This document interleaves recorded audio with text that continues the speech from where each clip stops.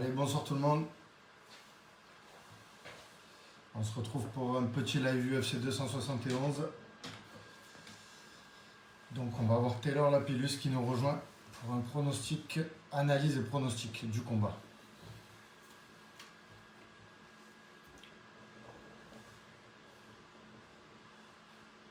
Donc on va essayer au maximum de faire l'analyse, même si vous pouvez la retrouver donc sur la chaîne After Fight sur YouTube. Donc n'hésitez pas en commentaire à laisser le vôtre de pronostic, ainsi que votre analyse.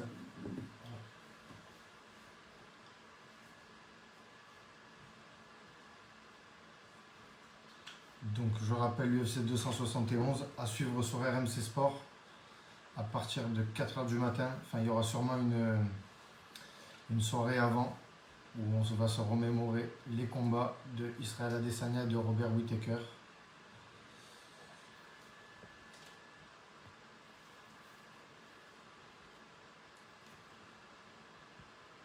Donc si vous voulez venir en live, vous êtes les bienvenus. N'hésitez pas à m'envoyer une invitation. On attend Taylor pour avoir son avis, comme lors de l'UFC 270. Salut Julien, salut Gaëtan. Super.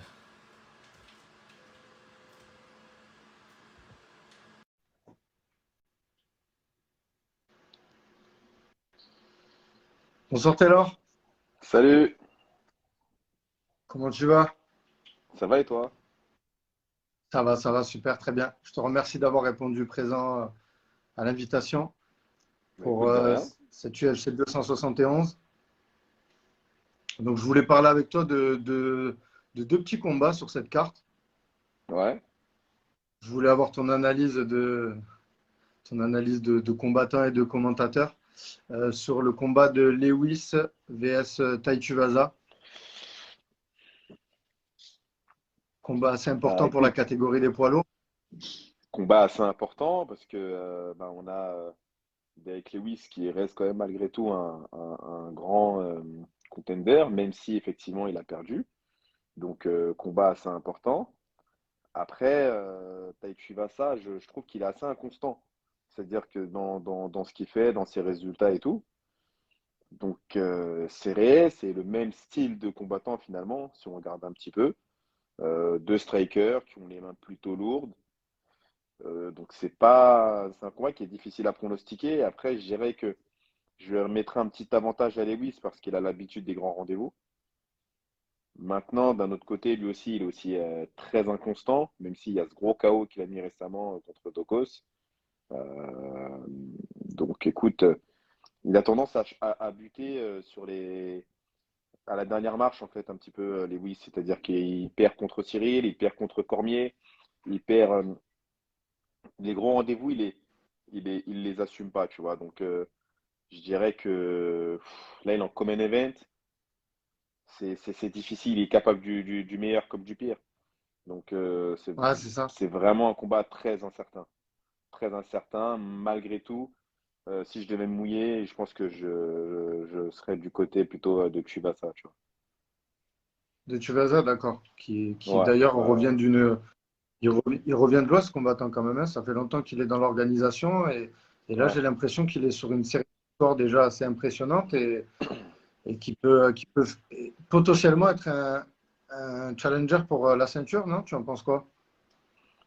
Alors, la ceinture, je sais pas, parce que quand même, il y a du monde, tu vois. Donc, t'as Aspinal qui est en train de monter en puissance. On va voir ce qui va se passer à Londres contre Ouais, Volkov. Donc, voilà. T'as quand même ça qu'il faut pas perdre de vue. Maintenant, aspirant au titre, écoute, déjà, s'il arrive à s'imposer contre Derek Lewis, il est en bonne position. Je pense que déjà, ça le positionnera très bien dans la division pour pouvoir prétendre à un titre.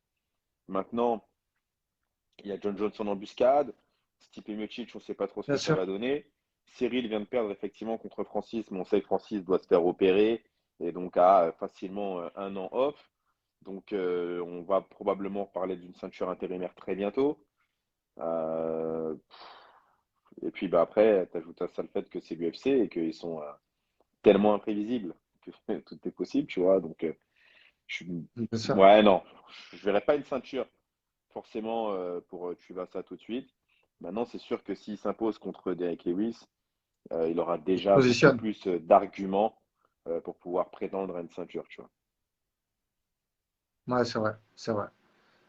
Ouais, Julien, je te rejoins sur ton commentaire. John Jones, c'est vrai, on en parle beaucoup, mais on ne le voit pas. Toi, tu C'est vrai, as des c'est vrai. infos un peu de John Jones? Écoute, pas forcément d'infos de John Jones.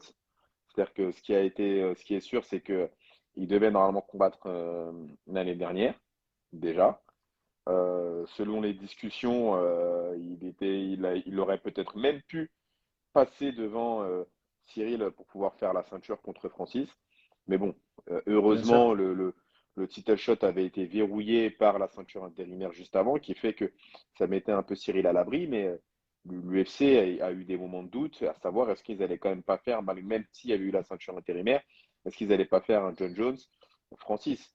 Finalement, dans les timings, ça n'a pas pu se faire. Et puis, c'était quand même malgré tout compliqué de faire sauter le champion intérimaire pour mettre un gars qui fait son premier combat dans la division, tu vois. Même si c'est John Jones. Bien sûr. D'accord. Et donc, parlons du main event, du coup, de cette UFC. Je voulais vraiment avoir ton analyse sur ce combat parce que, voilà, je voulais savoir, est-ce que tu penses que Adesanya va reproduire la même chose qu'au premier combat ou est-ce qu'on va vraiment avoir un combat différent? Moi, pour te dire la vérité, j'ai l'impression que Adesanya, il est moins en réussite dernièrement. C'est-à-dire que Ouais, il a eu une saison en demi-teinte. Il y a ce combat contre Blachowicz où il perd. Il y a ce combat contre Vettori qui est bien pour les puristes. C'est-à-dire que moi, j'ai adoré le combat.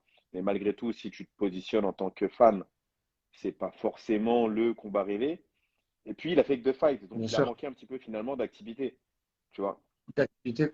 Donc, moi, j'ai vraiment cette sensation que Adesanya, il n'est pas forcément dans sa meilleure période.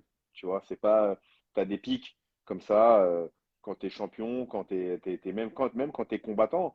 Il y a des pics où tu vas voir tous les sportifs et les athlètes de haut niveau te le diront. Bah, par moment, ils vont à la salle un peu en reculant et ils sont plus trop motivés, tu vois.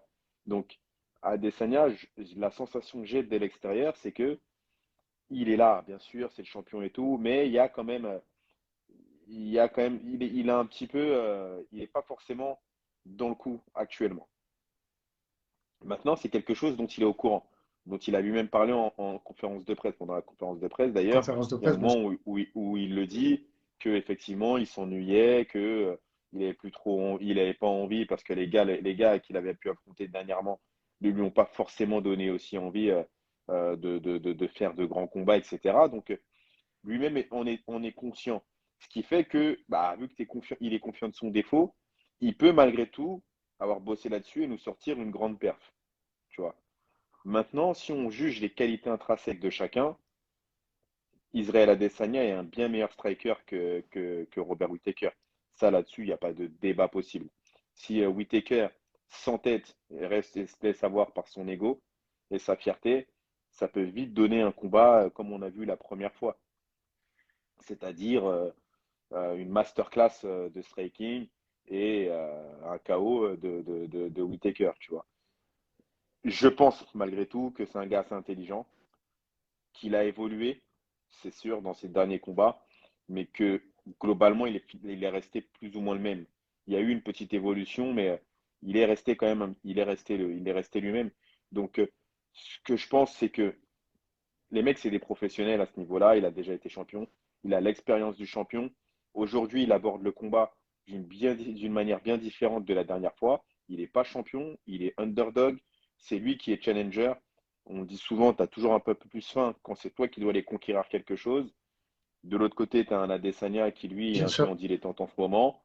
J'ai envie de dire que voilà, si Whittaker a la bonne stratégie, s'il ne se laisse pas guider par son ego, et qui se souvient qu'il fait un combat de MMA et pas de boxe, il a les capacités pour pouvoir battre Adesanya physiquement comme mentalement, parce que nous ne l'oublions pas, Adesanya, il a quand même perdu contre Blachowicz. Et on se souvient tous comment il perd ce combat. Il le perd clairement avec la lutte. Donc, Blachowicz a aussi montré à tout le monde que, bien sûr, un, c'était possible de battre Adesanya. Il a fait un peu sauter cette espèce d'aura d'invincibilité qu'il y avait autour d'Adesanya. Et deux, il a montré le chemin, comment le faire. C'est-à-dire que on peut le faire et voilà comment il faut le faire. Donc, si Whittaker est un petit peu malin et qu'il s'inspire de ça, je pense que ça peut être un combat intéressant. c'est ça. Peut-être pas une victoire de Whittaker, mais avec une physionomie bien différente du premier combat. Voilà. Si je dois me Bien sûr. positionner, Mais pour rejoindre ce que tu je dis, me positionne sur Whittaker. ouais, Ouais, ouais, ouais. tu te positionnes sur Whittaker? D'accord. Ouais, Mais je vois est-ce que quand Whittaker même le le faire. manque de. Parce que Blachowicz, on sait que c'est pas Whittaker, quoi, en termes de poids, de gabarit, tu vois. La catégorie, c'est pas la même. Je veux dire, ils font pas le. Certes, il a montré le game plan pour pouvoir battre Adesanya, mais je pense qu'en termes de poids, il était nettement supérieur, Blachowicz. Donc c'est Je pour suis ça que je d'accord pense avec que le toi, game plan, c'est d'utiliser. mais excuse-moi, je t'ai coupé, je suis désolé. Mais Je suis d'accord avec toi, mais non, non, Blachowicz, pas c'est de un souci. style très orthodoxe de striking. Un, c'est quand même Ouais, très simple, c'est le kickboxing à l'ancienne. Blachowicz, il a fait un style de MMA très old school finalement.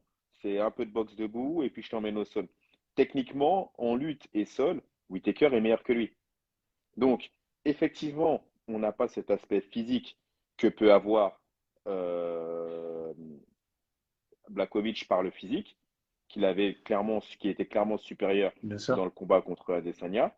Il n'y aura pas cet avantage physique-là. Par contre, il y a un avantage de technique indéniable sur la lutte et sur le grappling de Whittaker.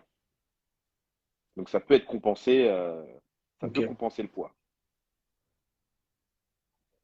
bien sûr, bien sûr. Donc en tout cas, tu te positionnes sur Whittaker, toi. Ouais, ouais, je me positionne. Après, j'ai envie qu'Israël Adesanya gagne parce que c'est un combattant que j'aime beaucoup. C'est un combattant qui a un vrai truc, qui a un vrai style. C'est un espèce de ninja des temps modernes, tu vois. C'est le ninja de l'octogone. Donc, il est assez cool. Il a une vraie fanbase. Il est marrant. Tu vois, ce qu'il fait, ça nous parle. Et puis, mais c'est sympa, tu vois. Bien sûr. Mais j'ai la sensation que c'est l'heure de Whittaker. Ouais, ouais, que c'est l'heure que Whittaker reprenne son titre. Puis comme tu as dit, le positionnement, la tendance, elle s'est un peu inversée, quoi. Il y a au combat précédent, c'est vrai qu'Israël Adesanya, il venait en tant que prendre la ceinture. Cette fois-ci, c'est l'inverse. Donc ça peut, je pense, ce facteur-là, il peut jouer quelque chose de déterminant dans le combat. Donc comme tu l'as souligné. Ok, ben écoute, c'est super d'avoir eu ton analyse sur ce combat.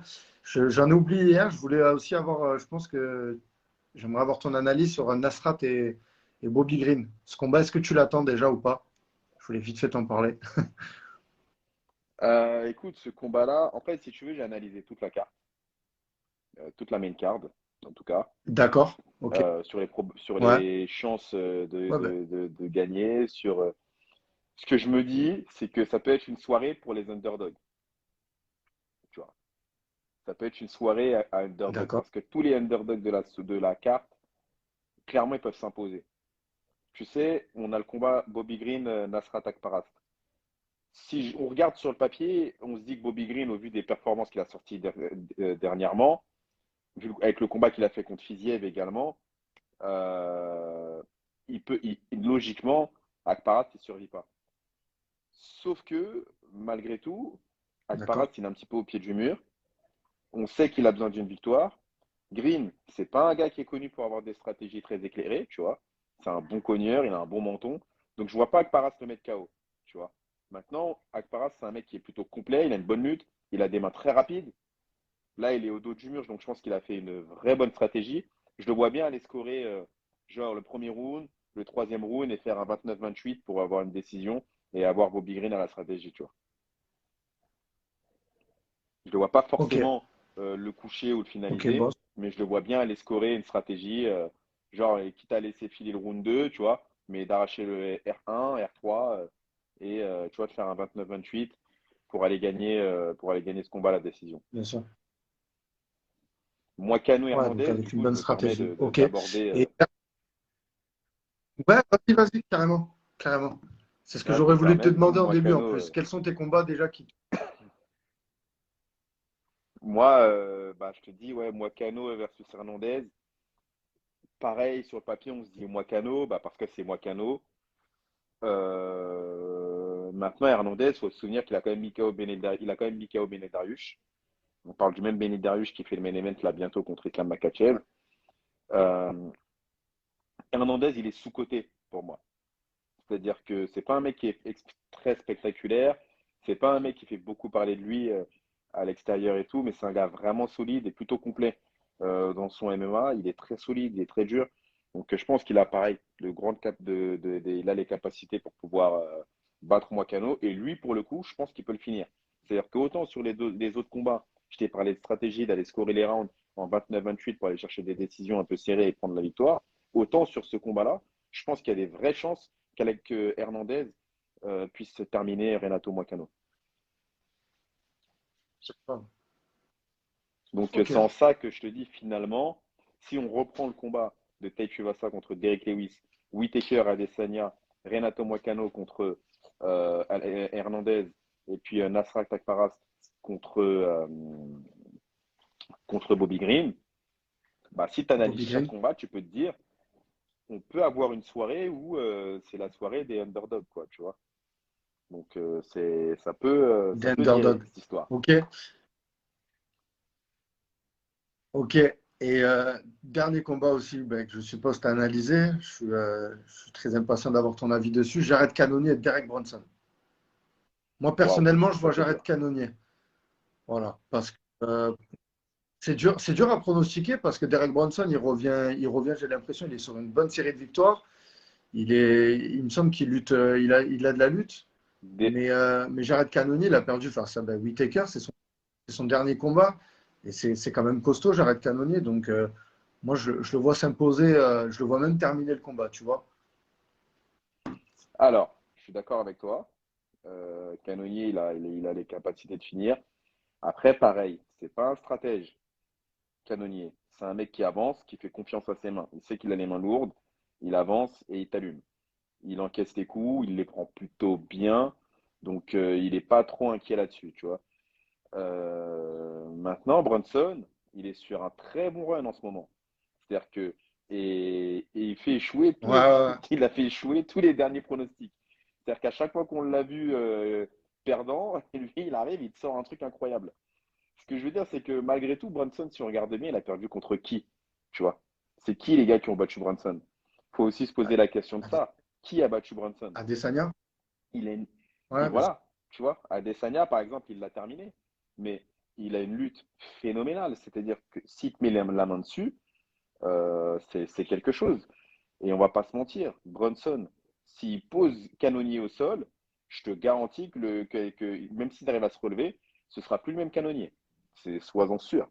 Ce sera plus du tout le même Canonnier. Donc, oui, si on veut faire un truc sûr, on peut se dire Canonnier qui passe parce que Canonnier, c'est vraiment du costaud et c'est du solide. Mais attention à Brunson. Très souvent, il a fait déjouer les pronostics. Très souvent. C'est vraiment un mec pareil. C'est un peu comme un mec comme Hernandez, il est sous-coté. Sur ça, je te dis, moi, quand j'ai analysé la carte et j'ai regardé, je me suis dit, mais j'ai vu les cotes et je me suis dit, c'est ouf parce qu'en plus, certains, il y a des cotes à 2,25. Ouais. Il y a des cotes. Attends, Whittaker, la cote, elle est à 3,40. Je me suis dit, mais enfin, de qui on parle, quoi? Je vais dire, les gars, ils sont ouf. Ils se rendent pas compte à quel point le combat Ouais. est pas gagné pour Adesanya et puis pour aucun de la carte. C'est-à-dire que quand tu analyses la carte au complet, tu te dis, mais en fait, je pourrais inverser les cotes et me dire que ça peut aller d'un côté comme de l'autre, quoi, tu vois. Donc, Canonier Bronson, Bien sûr. ça peut être une vraie punition pour Canonier. Ça peut être une vraie galère. Donc, je te dis, on verra tout à l'heure, mais je pense qu'on va avoir des surprises. Ça marche. Ouais, ok. Ben écoute, on va suivre ça de tes près. Et ton programme pour ce soir, toi, au niveau RMC Sport?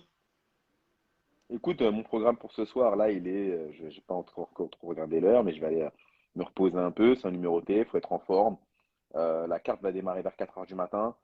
Je pense il y a 5 Ok. combats, donc tu comptes à peu près une demi-heure par fight. Donc, je pense que le combat sera vers 6h30 du mat. Voilà, le main event sera vers 6h30. Euh, donc, voilà, tu vois, je pense que ça va se passer plutôt comme ça. Et puis, voilà le programme, tu vois. On va se reposer, comme je te dis, pour être en forme aux commentaires, pour pouvoir faire un commentaire à la hauteur de l'événement. Ouais, ça marche, mais je m'inquiète pas pour ça de toute façon. Ben écoute, on va t'écouter avec grand plaisir, comme d'hab. Ok Taylor, ben écoute, ben, on va te laisser aller te reposer. Merci, Bah, merci merci pour nous beaucoup. avoir apporté cette analyse. Normal, normal, ça fait Et plaisir, puis, hein. Moi, ben, de toute façon, je réponds toujours à l'invitation, tu vois. Donc, dès que tu as besoin, avec plaisir, si tu veux ouais, ben, débattre deuxième événement que tu sur les événements, ouais. Ou même même post-événement, si tu veux débattre sur ben, ce qui s'est passé, parce que c'est vrai qu'on fait beaucoup ce qui va arriver, mais pas forcément ce qui ouais, est de arrivé, prévenir tu vois. avant. Voilà. Donc, si tu veux même débattre Ben écoute, sur ce qui a pu se si t'as- passer après, voilà. voilà. Ouais, carrément, carrément. Même par la suite, je pense que sur la page, on aimerait bien aussi un peu savoir ton actualité. Voilà, bon, on en parlera une autre fois, mais on aurait quelques questions à te poser à toi aussi sur ta carrière à toi. Pas de souci, pas de souci, pas de souci. Moi, je suis là, je réponds aux questions, il n'y a Voilà, pas de problème, tu vois. C'est vraiment, on parfait. échange. On est vraiment dans l'échange, donc il n'y a pas de problème. Ben, super. Merci Taylor, bonne soirée. Et, ben, Ben à tout écoute, à l'heure sur RMC merci à Sport. toi, bonne soirée, et puis ouais, bah à tout à l'heure, pour ceux qui vont écouter, tu vois. À tout à l'heure. Ça Salut! marche, à tout à l'heure.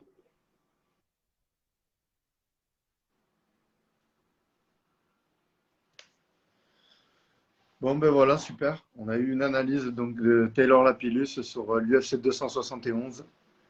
Donc, n'hésitez pas à laisser vos pronostics et votre analyse aussi en commentaire.